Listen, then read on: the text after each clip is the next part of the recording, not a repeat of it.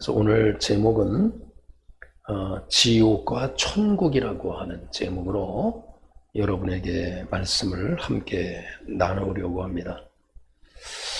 먼저 이 성경은 이 종말에 대해서 이렇게 기록을 하고 있는데, 마태복음 24장 내지는 데살로니가 5장에서는 이 종말에 대해서 이 전장에 걸쳐서 앞으로 종말에는 이러한 일이 일어날 것이다. 그런데 이제 계시록 같은 경우는 이 종말에 대해서 세 가지로 이렇게 언급을 합니다.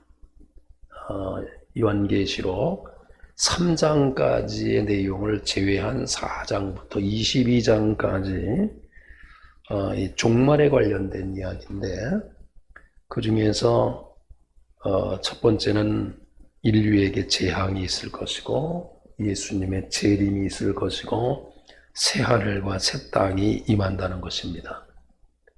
거기에 관련해서 본장과 22장에 기록되어 있는 말씀이 새하늘과 새 땅에 관련된 이야기인데, 오늘 읽으신 말씀에서 살펴보면은 6절부터 이 8절에 있는 말씀에서 살펴보면 특별히 7절에 있는 말씀은 이 지옥에 들어갈 사람이 누구인가, 그 8절에 기록되어 있고요.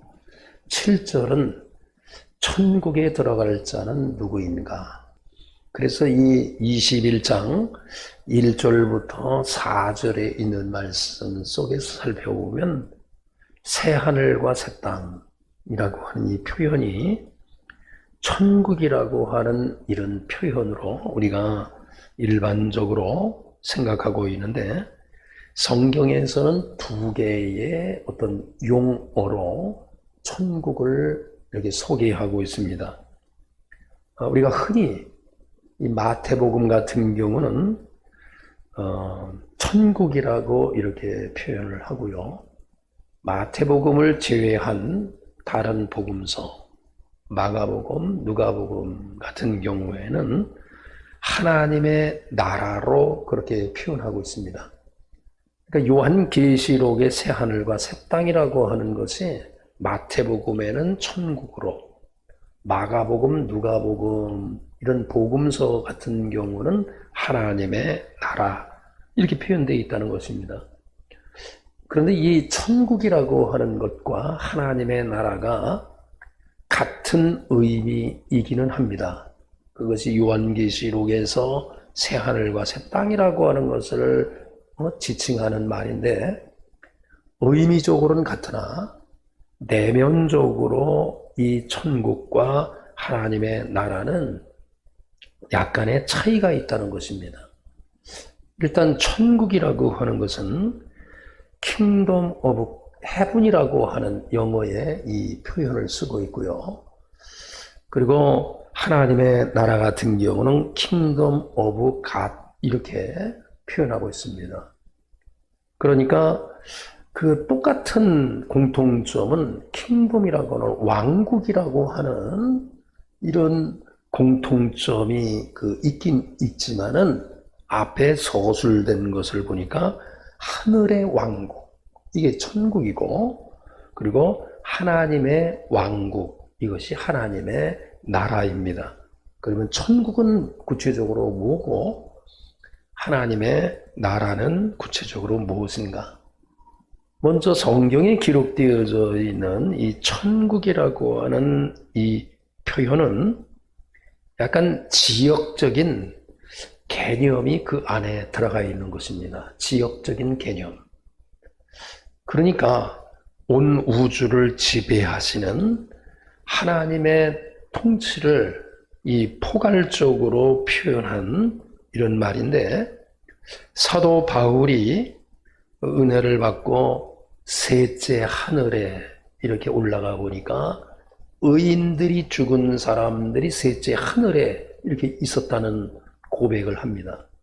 그 셋째 하늘, 다시 말하면 사도 바울의 표현에 의하면 셋째 하늘이고 마태복음의 표현에 의하면 천국인데, 이 천국은 바로 주님과 함께 거하는 성도들이 가는 나라. 이 나라는 구원받지 못한 사람은 절대로 갈 수 없는 나라. 이것이 천국이라고 하는 표현입니다. 이 나라는 피상적인 나라가 아니라 실제로 하늘에 있는 그 나라를 의미하고 있습니다. 천국이라고 하는 이 개념은 바로 이런 의미가 있고, 하나님의 나라라고 이렇게 표현한 이 의미 속에는 하나님의 나라, 이것은 영적인 나라. 조금 더 다른 말로 표현하면 하나님이 통치하시는 나라, 하나님이 통치하시는 공동체. 그러니까 천국이 가진 영역이라고 하는 어떤 의미는 없고, 하나님의 나라는 죽어서만 가는 나라가 아니라 이 세상에 살면서도 동시에 들어갈 수 있는 나라. 그래서 거듭난 자들이 주님의 말씀의 지배를 받는 가정, 이것이 가정 천국이라고 볼 수 있는 것이고, 또 주님의 말씀이 지배되어지는 일터, 이것이 천국 일터가 되는 것입니다. 그리고 주님의 말씀의 지배를 받는 나라, 바로 그 나라가 바로 천국 나라가 되는 것입니다. 그래서 이 천국 나라, 천국 일터, 천국 가정, 여기에는 조금 더 의미를 추가한다고 하면 심령 천국도 바로 여기에 속한다고 볼 수 있습니다. 이 왕국은 이 땅에 실제로 세워질 나라이기도 합니다. 오늘 본문에 있는 말씀 이전에 21장 1절에 새하늘과 새 땅이라고 하는 이 나라는 영생을 소유한 사람만이 갈 수 있는 나라이기도 합니다. 영생을 소유한 사람과 그렇지 않은 사람들의 이 최후의 심판이 얼마나 확연히 갈라지는가, 바로 오늘 본문에 있는 말씀에서 그것을 언급하고 있습니다. 영생의 나라로 가는 자는 7절에 보니까 이기는 자는, 이렇게 표현을 했어요. 이기는 자는 이것들을 상속으로 받으리라. 이것들이라고 하는 것은 1절부터 4절까지의 언급한 그 새하늘과 새 땅, 이것들을 상속으로 받으리라. 나는 그의 하나님이 되고 그는 내 아들이 되리라. 그래서 이 천국이라고 하는 것은 바로 신자들이 가는 나라인데 하나님의 임재 안으로 이렇게 들어가는 것입니다. 그래서 천국은 일단 하나님이 계신 곳이고 그리스도께서 승천하여 하늘로 올라간 곳이고, 미래의 신자들이 그리스도와 함께 이렇게 함께하는 나라, 죽어서 가는 나라, 바로 그것이 천국이라고 볼 수 있습니다. 그곳에는 눈물도 없고, 그곳에서는 사망도 없고, 그곳은 애통해하는 것도 없고, 곡하거나 아픈 것이 없는 바로 그 나라, 완전한 나라가 바로 새하늘과 새 땅, 천국인 것을 우리에게 교훈하고 있습니다. 이 천국에서 제외된 사람, 이기는 자는 이것들을 상속으로 받는다고 말씀했지만은 8절에 보면 그러나 두려워하는 자들, 이 몇 가지의 이 죄의 항목을 쭉 열거하고 있는데, 특별히 우리 예수님께서 교훈하신 메시지 가운데 이 지옥과 관련해서 그들은 지옥에 가리라 라고 이 표현한 말씀 속에서 보면 이 지옥에 갈 자들은 죄와 관련된 자들을 언급한 사례가 있습니다. 근데 여기 보니까 그 8절에 보니까 두려워하는 자들이 지옥에 간대요. 뒤에 보니까 불과 유황으로 타는 못에, 연못 같은 곳에 던져진다는 거예요. 근데 첫 번째 대상이 누구냐면 두려워하는 자들. 이게 무엇 때문에 두려워하는 자일까요? 요한계시록에 기록될 때에 그 당시에는 도미시안 황제로부터 지속적으로 전 로마 전역을 통해서 박해를 받던 시기였습니다.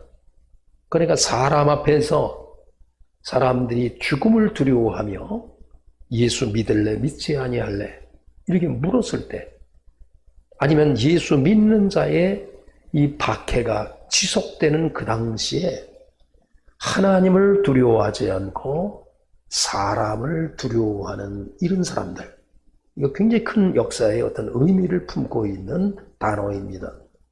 두려워하는 자들, 하나님을 두려워하지 않고 사람을 두려워하는 자들과 믿지 않는 자들, 하나님을 믿지 않는 자들, 그리고 흉악한 자들과 살인하는 자들과 음행하는 자들.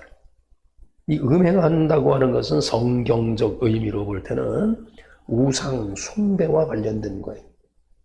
과거의 우상 숭배는 음행의 집단에서 우상 숭배가 이루어졌거든요. 점술가들, 우상 숭배하는 자들, 거짓말하는 이런 자들이 불과 유황으로 타는 못에 던져진다는 거예요. 이게 둘째 사망이라는 거예요. 우리 믿음의 성도는 육의 사망, 첫 번째 사망밖에 없지만 이 두려워하고 하나님을 경외하지 않고 죄에 빠진 이러한 영혼들은 둘째 사망이 있다는 거예요. 그것은 육의 사망이라고 하는 것과 더불어 영의 사망. 특별히 예수님께서 오늘도 본문에 있는 말씀을 살펴보면 이 지옥의 이 표현을 불과 유황으로 타는 연못 이렇게 표현되어 있습니다. 불이 타오르는 그곳이 지옥이라는 거예요. 의미적으로 볼 때. 특별히 이 지옥에 관련된 이 설교를 제가 오늘은 같이 지옥과 천국에 대해서 이렇게 균등하게 이렇게 설명을 좀 드리려고 하지만은 제가 앞으로 한 번 더가 될지 두 번이 더 될지 이 지옥에 관련된 이 설교를 집중으로 제가 한 번 더 드리려고 마음을 좀 먹고 있습니다. 그런데 이 지옥에 관련된 이 설교가 18세기 이전에는 이 설교들이 굉장히 이 실제적으로 이 지옥에 관련된 설교를 얼마나 이렇게 많은 설교자들이 앞서서 했는지 모릅니다. 그러나 18세기에 어떤 일이 일어났냐면 계몽주의가 이렇게 전 세계를 이렇게 확장되면서 그때의 기독교 내에도 뭔가 인본주의, 합리주의, 다원주의 뭐 이런 여러 가지 복합적인 것으로 인해서 기독교 문학 그리고 신학 안에서도 이 계몽주의의 이 사상이 그 안에 흘러 들어옴으로 말미암아 복음서를 읽는다든지 성경을 읽을 때에 하나님께서 그 기록자들을 통해서 기록하신 그 말씀으로 보지 않고 성경은 인문학의 글들처럼 사람이 쓴 것이 되고 또 처음에 쓴 사람의 이 글이 또 다른 사람에 의해서 수정되어졌다라고 그렇게 생각을 하면서 그렇게 해석하고 또 일반인들에게도 그런 것이 점점 확대되어 가게 되었습니다. 그러면서 복음에 대한 진실성이 이제 의심을 받으면서 1990년도 잊지 못할 일들이 계속해서 북아메리카에서 있게 됩니다. 그것이 뭐냐면 목사, 신학자 이런 사람들이 성경에 기록되어져 있는 나사렛 예수 그리스도의 이 가르침과 또 그분의 사역과 그분의 실제성을 왜곡해서 그 예수 세미나라고 하는 이 세미나에 그 많은 사람들을 동원해서 예수 그리스도는 이런 분이시다 라고 하는 것을 지속적으로 이 세미나를 열게 되었습니다. 이것이 외부에서 일어난 것이 아니라 안에서 일어난 거예요. 제가 이번에 필리핀 지난번에 갔을 때 예수 그리스도에 대한 이야기를 제가 집중적으로 제가 구약의 관점과 신약의 관점에서 말씀을 드린 바가 있었습니다. 그만치 이 기독교에서는 이 구약과 신약의 내용이 예수 그리스도를 말하지 않고는 성경이 이루어질 수 없는 거예요. 근데 그 예수 그리스도를 왜곡한 예수 세미나가 1990년대 거의 세기가 끝나는 그 시점에 얼마나 활발히 있었는지 모릅니다. 근데 그 일로 인해서 신학이 멍이 들고 신앙생활하는 사람들의 멍이 들기 시작하면서 그 상처가 그 이후에 회복되지 않는 아픔의 일들이 일어났습니다. 근데 그 시점에 그 계몽주의의 영향을 받고 또 그로 인한 신학과 그 기독교 문학기에서 이 지옥을 설명하는 것이 어렵게 되었습니다. 우리가 아는 그 불투만이라고 하는 신학자가 뭐 다 그 영향을 받은 사람들입니다. 그 구약의 사건 가운데 신화적인 배경은 이야기하지 마라. 빼라. 신약에서도 신화적인 부분들은 다 빼라. 그래서 그 비신화하는 이러한 일들이 그 신학자 가운데서도 그 일이 일어났던 것입니다. 그 중에서 지옥이 있다고 하는 거, 이게 신화적인 일이다. 그러니까 이 지옥에 관련된 이야기를 빼라. 이렇게 이야기함으로 인해서 그 흐름이 지속되어지면서 그 18세기 이후에 어쨌든 그런 일들이 그 1세기, 2세기를 거쳐가면서 많은 영향력을 받아서 그러한 잘못된 예수 세미나 이런 일로 인해서 지옥은 설명하지 아니할 수밖에 없는 상황에 이르게 되었던 것입니다. 그래서 문학계에서도 지옥을 설명할 때 성경에서 말씀하고 있는 불과 유황이 들끓고 있는 이 지옥이라고 하는 이런 것을 미화시킵니다. 일반 문학계에서도. 그러니까 인문학에서 그렇게 한다는 거예요. 그런데 이것이 밖에의 도전은 뭐 그렇다 할지라도 안에서도 그렇게 지옥에 대한 설명을 하지 않았던 것입니다. 세상의 영향을 받아서. 그런 가운데 우리가 스펄전 목사님은 그 시대에 그런 영향력을 가지고 그렇게 지옥을 설명하지 아니할 때 복음주의자였었던 영국의 스펄전 목사님 같은 경우는 이 지옥을 설명할 때 계속해서 성경적 근거에 의한 지옥을 말하기 시작했습니다. 이 지옥은 신약에서 예수님께서 말씀하셨을 때 이 지옥은 몇 가지의 어떤 특징이 있다는 것을 언급합니다. 근데 그 중에 하나가 오늘 본문에 있는 말씀에서 보면 불과 유황으로 불이 타는 곳이라고 설명했어요.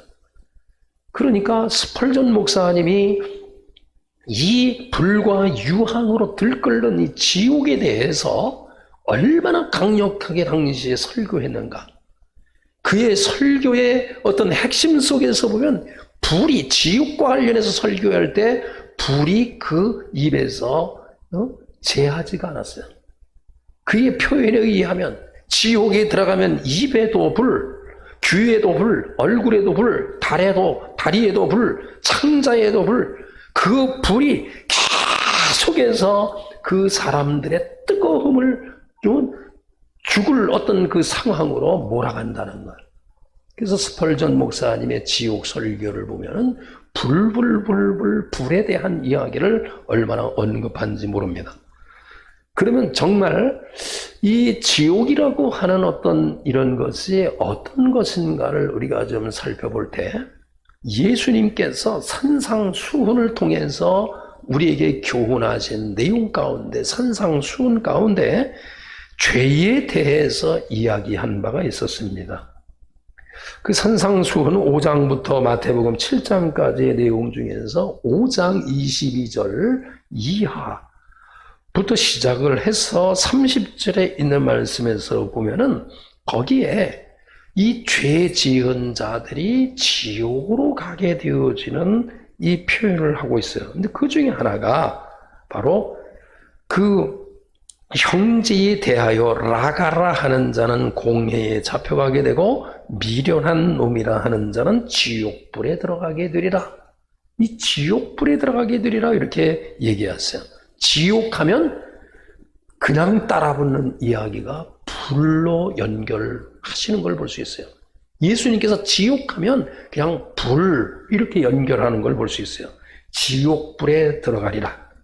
응? 만일 내 오른눈이 너를 실족하게 하거든 떼어버리라. 내 백체 중 하나가 없어지고 온몸이 지옥에 던져지지 않은 것이 유익하겠다. 여기 지옥에 대한 표현을 하고 있는데 이 죄에 대해서 예수님은 묵인하지 않으세요. 이 죄에서 용서함을 받지 아니하면 이렇게 지옥불에 떨어진다는 거예요. 이것에 상응하는 구절이 18장 8절에 나와요. 마태복음 18장 8절. 여기에 보면 이 죄와 관련해서 또 한 번 언급하고 있는데 만일 내 손으로 내 발이 너를 범죄하게 하거든 찍어버리라. 장애인이나 다리 저는 자로 영생에 들어가는 것이 두 손과 두 발을 가지고 영원한 불에 던져지는 것보다 나으니라. 여기 보면 예수님께서 항상 이 지옥을 설명할 때 이 죄인들에 대한 용서받지 못하는 자들은 이렇게 된다는 거예요. 그런데 항상 불과 관련시킨다는 거예요.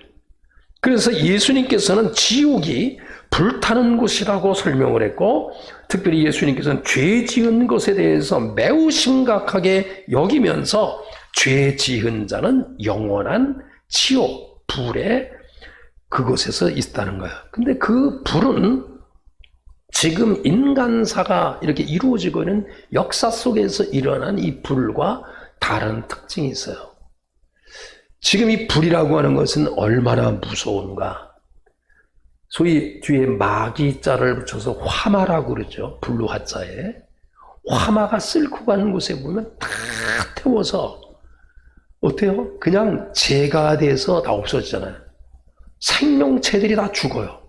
그런데 이 불이라고 하는 예수님께서 그 지옥불이라고 하는 이 불은 이렇게 여러 가지 화마처럼 그 뜨거움과 그 고통을 제공하지만 특이한 것은 지옥의 불은 영원하다는 거예요. 지옥의 불은 이 과거에 그 어려운 상황에서 지옥에 대한 설교를 하지 않던 그 시기에 그래도 복음주의 설교자 같은 그 사람들이 이야기할 때 이 지옥에는 벌레 같은 생명 하나도 죽어나가지 않는다. 그러나 그 고통은 말할 수 없다. 그러니까 과거의 문학적이고 인문학적인 어떤 이야기 속에 사람이 죽으면 점차 소멸된다. 이것은 큰 이단의 뿌리예요. 사람이 죽으면 두 갈래 길로 갈리는 거예요. 오늘 본문에 있는 말씀처럼 이기는 자는 하나님께서 예비하신 천국을 상속받는 것이고, 그렇지 않은 자는 지옥에서 영원히 불의 고통을 당한다고 하는 사실을 언급하고 있습니다. 이 지옥에 멸하시는 자를 두려워하라. 이 멸한다고 하는 것은 바로 그 불의 심판을 이야기하고 있는 거예요. 이 이야기는 우리 그리스도인이 이 땅에 살아가면서 잠시의 어려움을 당할 수 있으나 지옥에서의 그 어려움의 고통에 비교하면 아무것도 아닌 것을 우리에게 교훈하고 있는 것을 잘 알 수가 있습니다. 이 요한계시록은 7교회를 향한 메시지예요. 에베소, 서모나, 버가모, 두아디라, 사대, 빌라델비아, 라오디게아 교회에게 빼놓지 않고 이기는 자는 계속해서 이기는 자는 하나님의 낙원에, 이기는 자는 내 생명의 관을, 이기는 자는 감추었던 만나를 주겠고, 이기는 자는 만국을 다스리는 권세를 주겠고, 생명책에 기록을 하겠고, 성전에 기둥이 되게 하겠다. 내 보좌에 함께 앉게 하겠다. 그 7교회를 향해서 이기는 자에게 이런 축복의 약속을 하셨는데, 바로 이기는 자는 이것들을 상속으로 받으리라. 나는 그의 하나님이 되고 그는 내 아들이 되리라. 그러나 두려워하는 자들, 하나님보다도 세상 사람을 두려워하는 자들과 믿지 아니하는 자들, 추악한 자들과 살인자들과 음행하는 자들과 점승가들과 우상 숭배자들과 거짓말하는 모든 자들은 불과 유황으로 타는 못에 던져지리니 이것이 둘째 사망이라. 오늘 본문에 있는 말씀이 바로 세 구절밖에 되지 않은데, 이것이 요한계시록의 결실, 아니면 요한계시록의 가장 중요한 핵심 구절이라고도 볼 수 있습니다. 저와 여러분이 이 땅에 살아가면서 이기는 자는 하나님의 나라를 상속으로 받는다고 하는 것과, 또 믿지 않는 자에게 이러한 재앙이 임한다고 하는 것을 우리가 믿는다고 하면 우리에게는 사명이 있는 것입니다. 우리에게는 자존감이 회복될 수 있는 기회가 되게 하시고, 불신자들을 향한 영혼의 긍휼함이 생겨날 수 있기를 간절히 축원합니다.